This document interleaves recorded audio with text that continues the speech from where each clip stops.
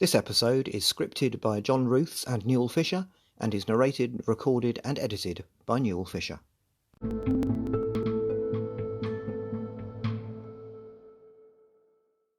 Hello, and welcome to the Watership Down podcast episode 34, in which we will be going through chapter 34, General Woundwort.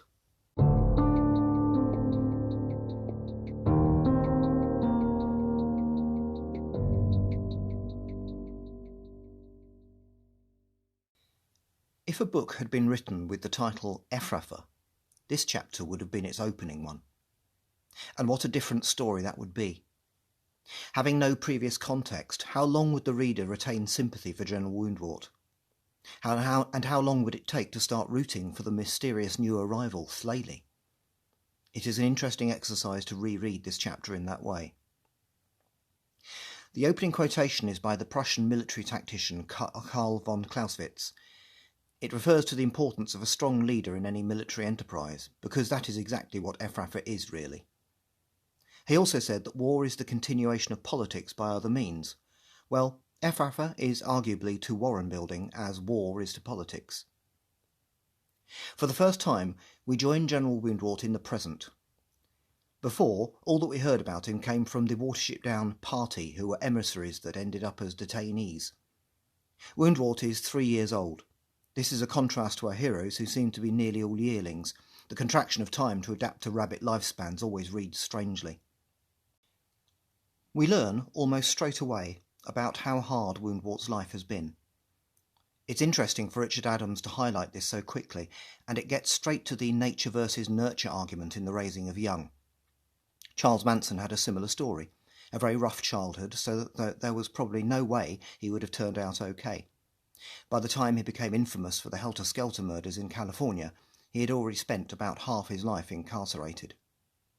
It is also interesting that a schoolmaster saved the young Woundwort's life. This is reminiscent of the story of Private Henry Tandy, who apparently spared a World War I Adolf Hitler. However, an adverse childhood does not always produce a monster. It can also produce a timid adult who couldn't harm anyone. This is where the nature side of the equation comes into the reckoning. For Woundwort's ultimate reaction to his childhood trauma is truly terrible. Having seen his mother killed by a weasel in front of him, his rescue by the schoolmaster results in his almost killing his cat when it tries tormenting him. Soon, Woundwort escapes from the hutch he is kept in, survives on his own in the wild with no apparent problems, then forces his way into a warren, taking it over and killing the former chief rabbit and another rival. Woundwort is not an apex predator, but is not afraid of many apex nor near apex predators that are out there in the wild. Like other rabbits, he has determined that humans are the most dangerous enemy.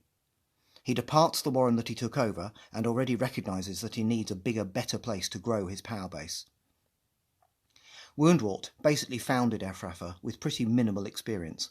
Minimal in that he did not work his way up to chief rabbit through some long Owsla career. He was both tough, smart, determined, and used these things to gain what he wanted. To juxtapose this, you could say that Hazel and Fiver somewhat jointly founded Watership Down. However, this lack of previous warren experience makes Woundwort stand out all the more, and maybe Adams intended this? You can see that at his core, he is probably just motivated by the need to feel safe and secure. But isn't that how all tyrants start out? Unlike our heroes at Watership Down, Woundwort is effectively the sole founder of Efrafa. He turns out to be a leader to be both feared and looked up to. He believes in the strength of numbers, forcing those attempting to leave to come back, which is seemingly unusual in the world of rabbits. Woundwort is forming a rabbit totalitarian regime and is always looking for the next big idea, whether his or someone else's. As long as it makes the warren better, stronger, safer, etc., that is all that matters. Woundwort is intelligent, cunning, determined, and recognises talent. He exploits all of these things and selects rabbits for the council based on what they can do for the warren. He now is not only a totalitarian leader, but has a hand-picked council to assist him, and he's also created a tiered social system where the best rabbits will likely be motivated for some upward mobility. Good ideas continue to surface, and this is how wide patrols come into being. Woundwort is not just a bad guy. As mentioned earlier, he is also inspiring in his own way, mostly based on the results he gets. This means that others will willingly follow him some of the time. This keeps people loyal when no one is looking. So you could say that loyalty and fear are his two main methods. But where loyalty ends, fear will also do the job. All of this has created working systems and practices for Efrafa, as even a toxic leader can get others to emulate them. As a result, Woundwort's force of personality makes the Warren stronger and becomes a part of the core of Efrafan culture. But the systems of Efrafa aren't perfect and are actually starting to break down. Really, Woundwort and the Council's initial ideas worked well and helped lead them to where they are now, but Efrafa is now overcrowded as a result of his obsession with strength in numbers. Litters of kittens are sometimes reabsorbed. Rabbits might not be allowed outside for feeding and really may not see the sun or sky for some time. Individual freedoms are traded for security, as happens in human societies all the time. Among other things, this does nothing good for morale among the rank and file, and especially the does, who don't really get the social benefits that the Owsla Council and Owslafa, or Council Police, benefit from. In a totalitarian regime, anyone not working for the government or military just won't have any real freedoms. Additionally, the Owsla are not now enjoying their normal prestige, and to add to this, there is a shortage of rabbits who might fill in.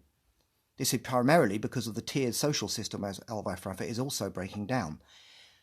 Lack of freedom tends not to produce people with initiative, yet this is exactly the trait that is needed for new recruits capable of getting into the Owsla. To make things even worse, our heroes are now woven into some of the current issues in Efrafa. The getaway of the Watership Down party and the recent death of an Owsla Captain due to Bigwig's actions with a fox have made things worse. Woundwort knows that there is a large band of rabbits out there, but beyond the Iron Road. So our heroes are now a big issue for Woundwort, and he has very limited information on them. He's not used to this. And then a stranger arrives, who we know to be Bigwig. Interestingly, I think that in all his dealings with Efrafa, he is referred to as Thlayli, his name in Lapine. To rabbits in the story, this distinction would not exist, but it is an interesting subtlety for the reader. We are now well into the chapter, and we ended the last one with Bigwig heading out, so his reintroduction to the reader in this way is nicely done.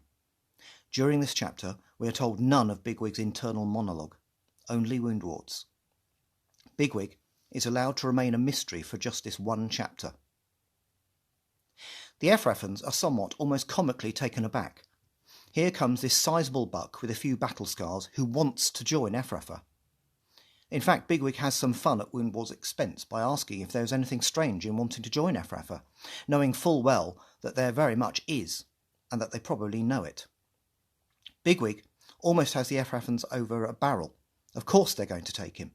He's big, seems confident, does not seem intimidated in the least, and was an officer in an Owsla, or so he says. What they don't know yet is that Thlayli is here to work from the inside and take away as many does as he can. He's not only a spy, but a spy on a mission. The chapter ends with Bigwig having just received his scratch to join him to the Near Hind Mark within the Warren. At this point, the story has become a highly effective spy mystery that just happens to involve talking rabbits.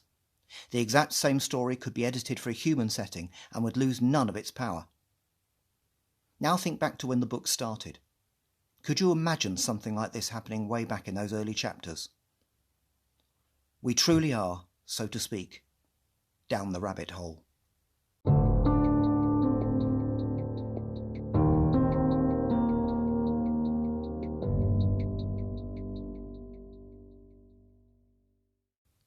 Next time, Thlayli settles into his new role in Efrafa. Meanwhile, Bigwig makes an ally.